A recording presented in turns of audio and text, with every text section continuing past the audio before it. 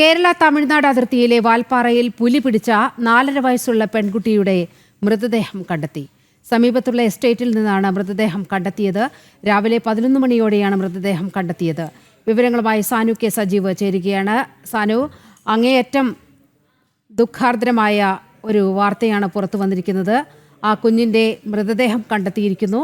മാത്രവുമല്ല, ആ കുഞ്ഞു ശരീരത്തിൻ്റെ പകുതി ഭാഗവും പുലി ഭക്ഷിച്ച നിലയിലാണെന്നാണ് വനവകുപ്പ് ഉദ്യോഗസ്ഥർ നൽകുന്ന വിവരം. മറ്റു വിവരങ്ങൾ?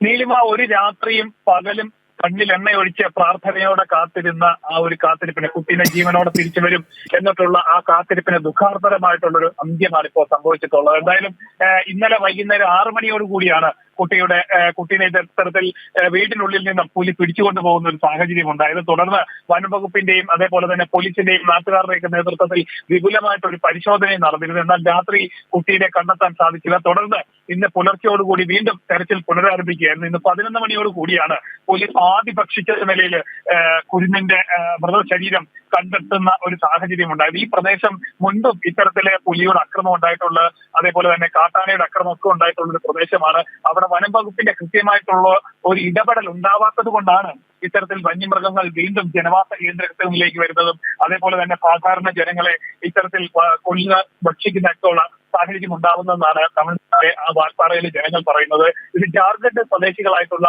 ദമ്പതികളുടെ 4.5 വയസ്സുള്ള കുട്ടിയാണ് കഴിഞ്ഞ ദിവസം ഇത്തരത്തിൽ പുലി പിടിച്ചുകൊണ്ട് പോയത്. നിലവിൽ കുട്ടിയുടെ മൃതദേഹം പോസ്റ്റ്മോർട്ടത്തിനായി വാൽപ്പാറയിലെ സർക്കാർ മെഡിക്കൽ കോളേജിലേക്ക് മാറ്റിയിട്ടുണ്ട്. നീലിമ.